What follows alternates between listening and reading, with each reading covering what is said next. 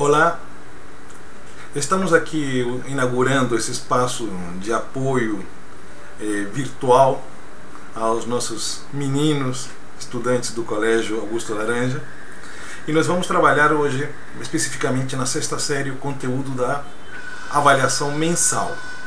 Então, na avaliação mensal, e esse é um espaço principalmente para apoiar os pais no estudo dos meninos, vou tentar ser um pouco bilíngue, vou falar um pouco em espanhol, um pouco em português, para ser mais claro com os pais. Então vamos lá. Estou aqui observando a avaliação e vou começar falando um pouco sobre o primeiro ponto. O verbo haver, em português, haber em espanhol, tener em espanhol, ter em português. Há uma diferença marcante na língua espanhola. O verbo haver sempre denotará existência e sempre se utiliza da maneira impersonal, ou seja, através da figura hay, H-A-Y, hay. O verbo haver, ou seja, hay, denota existência. Hay una casa, existe uma casa. Hay una mesa dentro de la casa, existe uma mesa dentro da casa. Hay una escuela en el barrio, existe uma escola no bairro. Hay una persona dentro de la casa, ou seja, existe uma pessoa dentro da casa. O verbo tener, ao contrário, na língua espanhola, se conjuga. Yo tengo, tú tienes, él tiene, nosotros tenemos, vosotros tenéis, ellos tienen. E isso é a conjugação no presente do modo indicativo. Eu tenho quando? Agora, presente. Indicativo é algo que não se discute, é algo concreto, insofismável, inquestionável. Então, continuando a nossa conversa, nossa primeira diferença está em marcar isso. Hay existe. Tiene, possui. Ou seja, uma casa tiene paredes, una casa tiene piso, una casa tiene ventanas, una casa tiene techo, una casa tiene puertas. Todas essas partes, componentes da casa, são propriedade inerente à casa. Se a casa foi comprada por alguém, alguém pode dizer que essa pessoa tiene uma casa, pois a casa é propriedade dela. Espero ter sido claro nesse primeiro ponto. Qualquer coisa, deixo o meu e-mail à disposição de vocês para estabelecer essa parceria. Segundo ponto é o ponto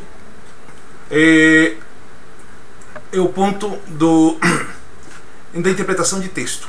Na interpretação de texto, em cada unidade do livro didático, o livro Nuevo Arriba, em cada unidade vocês vão encontrar um texto. E esse texto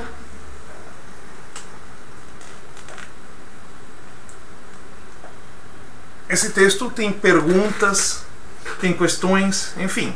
Esse texto serve exatamente como baliza ou modelo daquilo que nós vamos trabalhar na avaliação.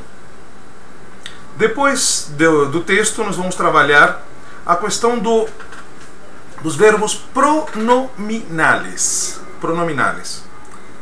Verbos pronominales, porque em espanhol, que é uma língua pronominal, portanto, necessita dos pronomes para que as frases tenham sentido, para denotar para quem nos referimos, para quem vamos falar, para quem a ação ela é destinada. Então, por exemplo, em português, a gente entende que o contexto nos baliza. Eu posso dizer, eu visto uma calça preta. Então, o contexto me diz que eu sou a pessoa que estarei vestindo uma calça preta. Em espanhol, não.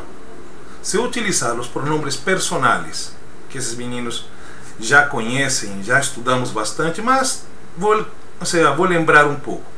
Eu, primeira persona, de singular. Tu, ou vos, segunda persona, de singular. Él, ella ou usted, terceira persona de singular. Nosotros, primera persona de plural. vosotros, segunda persona de plural, ellos, ellas ou ustedes, terceira persona de plural. Então, toda vez que eu utilizarei vosotros, nosotros, yo, tu, enfim, pronombres personais acompanhando o verbo, estarei me referindo a uma situação muito particular, a uma ação para alguém. Porque se eu digo essa frase em espanhol, yo visto un pantalón negro, estarei me referindo ou sendo entendido por alguém da língua nativa da seguinte maneira, que eu estou vestindo a calça preta em alguém. Portanto, alguém vai me perguntar, em quem vistes, Pablo?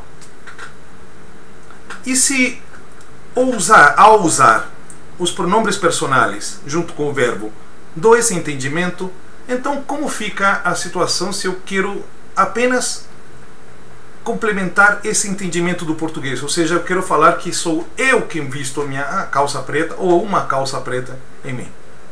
Então necessitarei de alguns pronomes particulares, se chamam pronomes átonos. Átonos quer dizer que não são tônicos. Os pronomes átonos, primeira persona me, segunda te, terceira se, todas de singular, primeira de plural nos, segunda os e terceira se. Então, se eu digo yo visto um pantalón, então estou dizendo que eu estou vestindo alguém. Mas se eu digo me visto com um pantalón, então estou dizendo que eu estou vestindo em mim. Esses são os pronomes personais, os verbos que terminam em pronombre, como levantar-se, vestir-se, descobrir-se, e todos esses pronomes pronominais, esses verbos pronominais são essencialmente reflexivos, ou seja, uma ação para nós, sempre uma ação para nós. Me peino, estou penteando a mim.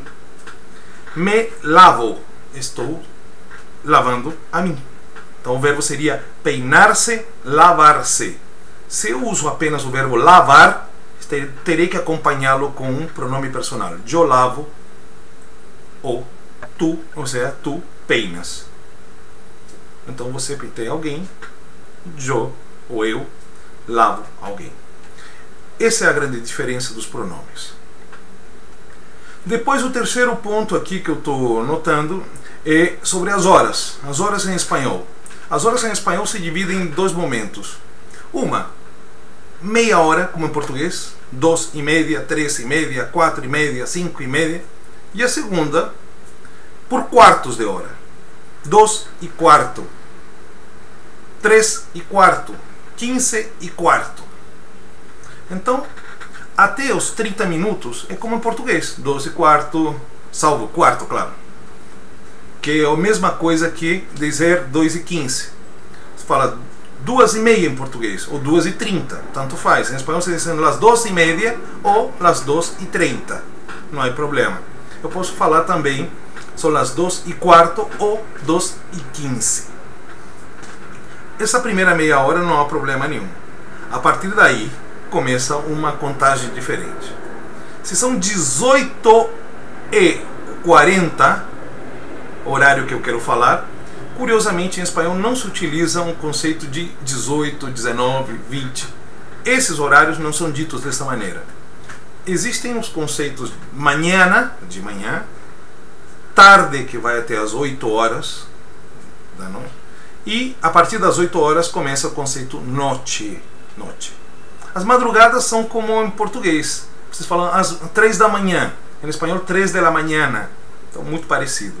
O que vai mudar é o seguinte. Se são 18:40, então se aumenta um horário para cima e se diminuem os minutos que faltam. Por exemplo, são as 7 menos 20. Quer dizer que são 7 horas da noite menos 20 minutos.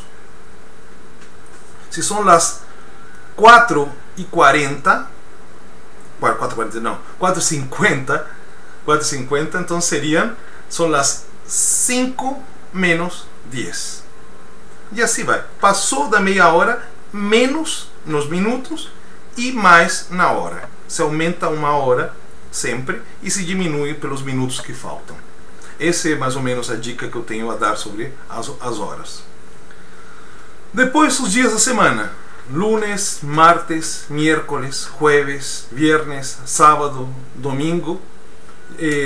Na aula eu contei uma história sobre a questão dos planetas, né, que podem ser associados aos deuses gregos, enfim, ou romanos, que podem ser aplicados também, interpretados nessa análise. E também vamos começar a falar um pouco dos meses do ano. Em espanhol não se diz janeiro, se diz enero, se diz fevereiro, março, abril, maio, junho, julho, agosto, setembro, outubro, novembro e diciembre. São esses os casos que estamos falando, né, dos dias da semana e meses do ano. Também temos um caso interessante, ¿no?, que é o caso dos números. O grupo de números que eles vão ter que estudar é de 1 a 30. De 1 a 30. De 1 a 30 significa o seguinte: que os números são coesos, não estão separados. 1, 2, 3, 4, 5, 6, 7, 8, 9, 10, 11, 12, 13, 14, 15, 16, 17, 18, 19, 20. Fíjense los 20, percebam os 20. 21, 22, 23, 24, 25, 26, 27, 28, 29, 30. Tudo junto. Não tem separação, não tem hífen, não tem. Essa é uma dica, lembre-se. De 1 a 30 ou de 0 a 30 não tem separação nem conector. A partir do 30, aí sim. 31, 32 e aí vai, sucessivamente. Então, por favor, até os 30 não tem separação. Essa é outra dica interessante.